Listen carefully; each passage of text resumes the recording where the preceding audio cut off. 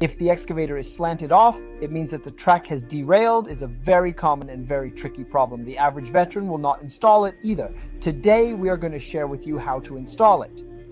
The first step is to stand the track on the ground like the one in the video, then open a mouth. However, let's adjust the direction of the excavator. Keep the excavator parallel to the tracks. Then make use of the operation of unilateral walking. Approaching the track presses the driver on top of it because we need to put the track in the direction of the driver first. That is, the one with teeth is called a driver.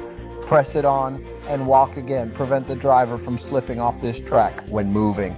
Then comes the crucial step of driving people. Let's take this track up at this time. The driver is basically half of it.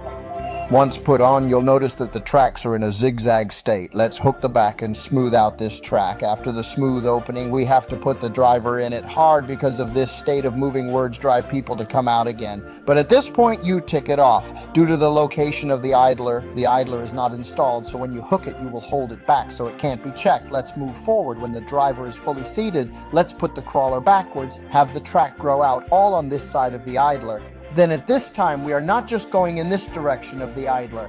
We need to get a little bit of a car forward. Let the tracks below also go backwards. Now the driver is in it, but it's not fully installed. The part of the track that grows out is also down to the side of the idler. It is important to note here that the drive wheels cannot be fully mounted because after installation, the length of the tracks is not enough. The idlers cannot be installed. Only the tracks have a sufficient length. We can tick this idler on this side. When the guide wheel is mounted upward, let's pay attention to the underside of the guide wheel first. If you pick the top half first, 90% of them fall down when you move. The idlers are now fitted. Go back and install the drive wheels or use unilateral walking. Roll the track out to this side of the drive wheel, then put the lead rod on the track on the side of the drive wheel.